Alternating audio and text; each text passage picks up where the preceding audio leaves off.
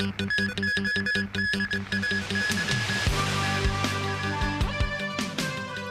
first rugby event held at the new Keitech Stadium. The Culture, Sports and Tourism Chief talks about plans to attract more overnight holiday makers. And in South Korea, a court rejects the impeached president's objection to the execution of an order to detain him.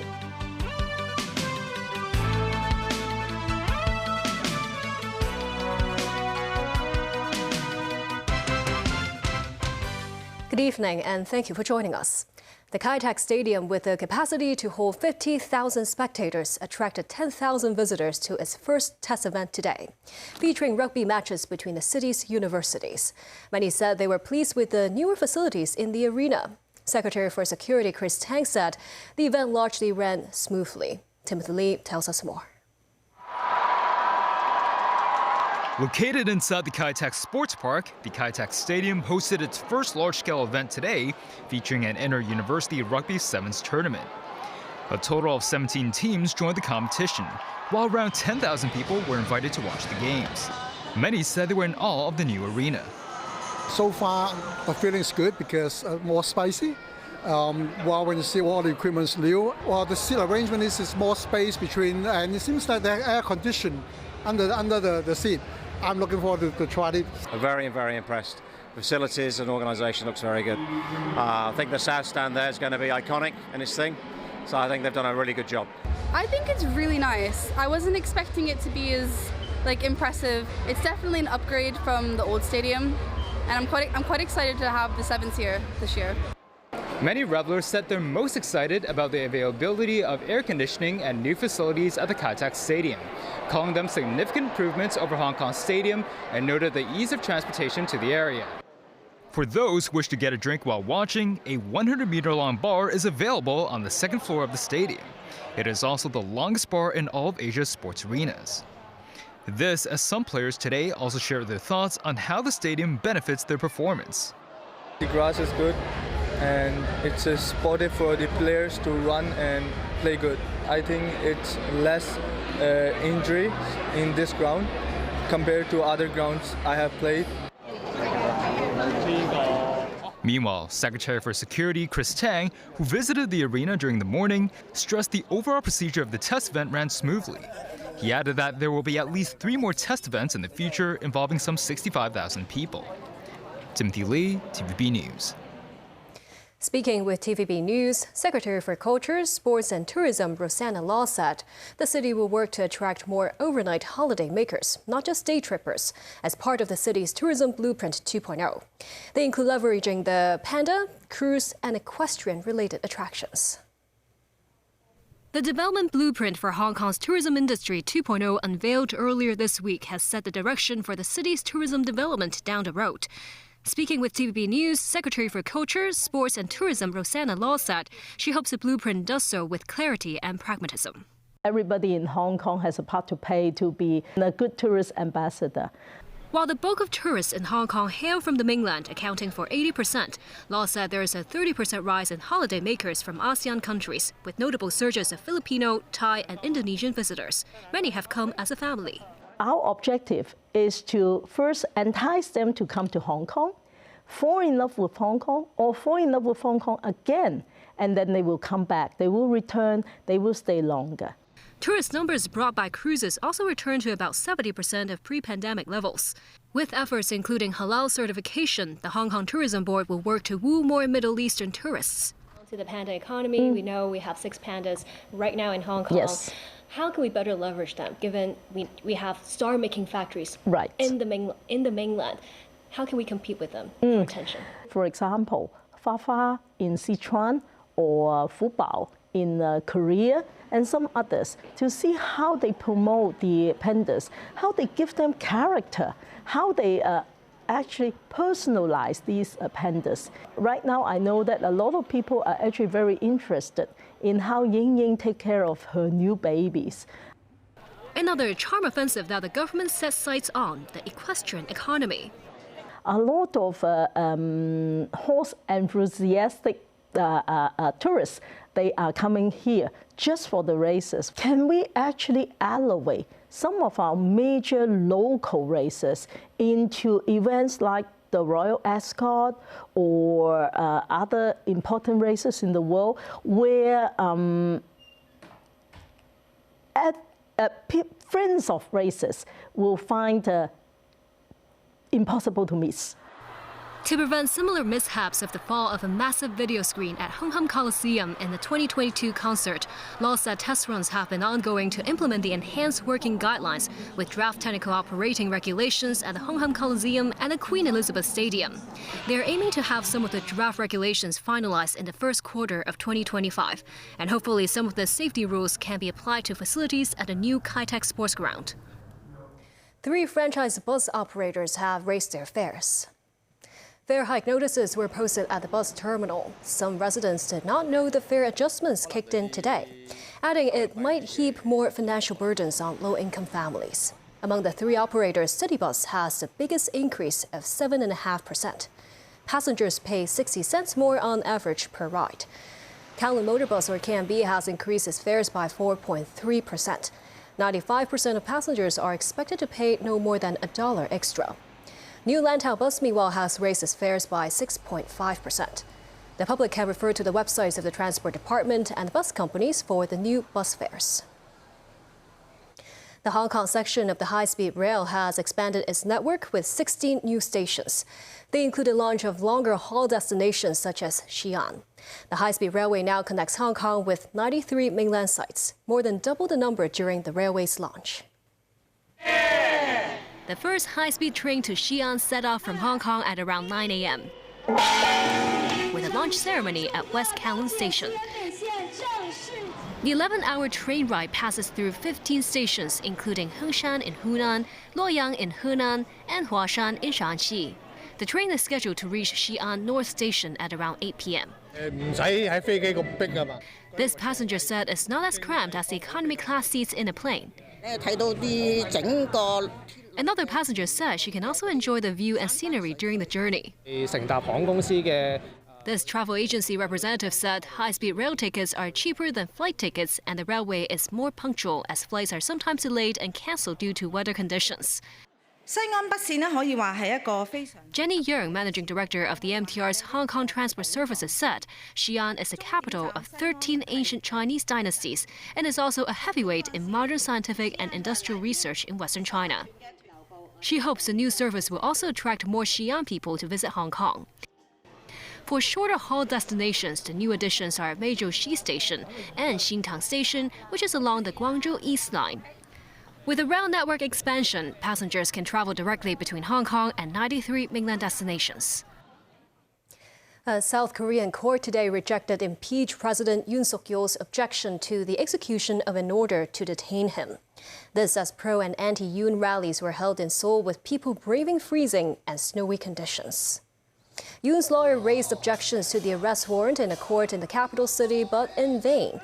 On Friday, police and investigators were unable to arrest Yoon at his official residence after being confronted by his supporters and the president's security service. Hundreds of Yoon supporters gathered in front of his residence on Saturday in a show of support. Anti-Yoon protesters also held a demonstration on Saturday, demanding his immediate arrest. They condemned Yoon for defying attempts to arrest him. Yoon caused a political crisis on December 3rd when he declared martial law, which lasted for 6 hours, and eventually led to his impeachment by the National Assembly. Israeli military strikes in the Gaza Strip have killed at least 88 people. This as mediators have launched a new ceasefire push to end the 15-month-old war. U.S. President Joe Biden is keen for a truce before he leaves office in 2 weeks' time, while sources say he is also planning a multi-billion-dollar deal to sell arms to Israel. Close to 46,000 Palestinians have been killed since Israel began its military campaign in Gaza, after the Hamas attacks on Israel on October 7, 2023. Nasir Karim with more. A grieving young man crouched in the corner of Al-Aqsa Hospital in Dar al-Balah, central Gaza. Many wounded and at least 3 dead in this particular Israeli strike. Women wailed during the funerals for at least 10 Palestinians killed in the southern Khan Yunis district after strikes on a house, vehicle and street. In Gaza city in the north, at least 17 people were killed in airstrikes on 2 houses. Palestinian authorities say many of the dead from attacks across Gaza on Friday and Saturday were children and women. Months of on and off talks have yet to bring about a solution, with both sides blaming each other. The US is keen to secure a ceasefire before the new administration of President-elect Donald Trump takes over on January 20th. The parents of Liri Albag, an Israeli soldier held hostage by Hamas, has urged their leaders to step up efforts to secure a deal. This after Hamas released a video of Albag, who was shown saying the lives of hostages are in danger because of Israel's military action in Gaza. Her parents said the video had torn her hearts to pieces and pleaded with the government to bring back the hostages alive.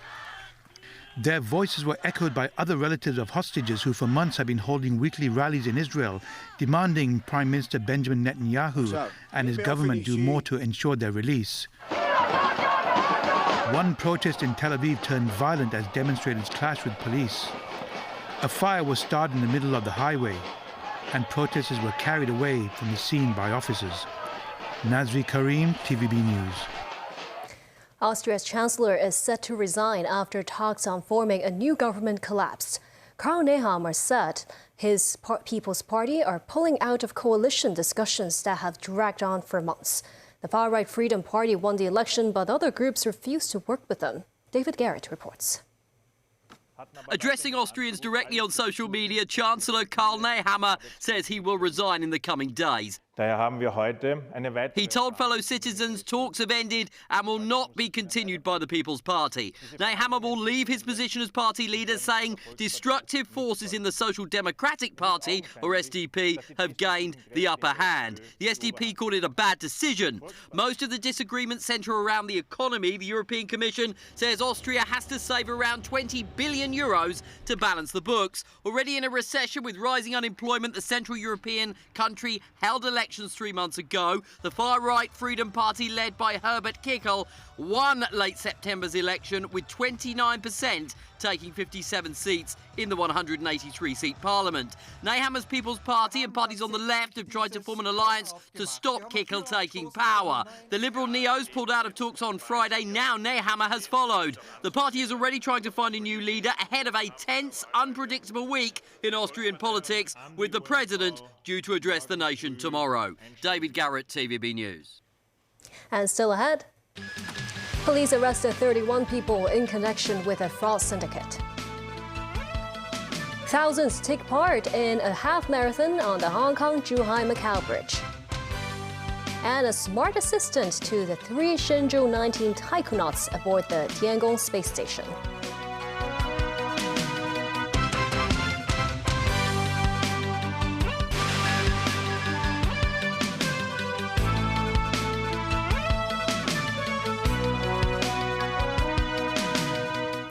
Welcome back.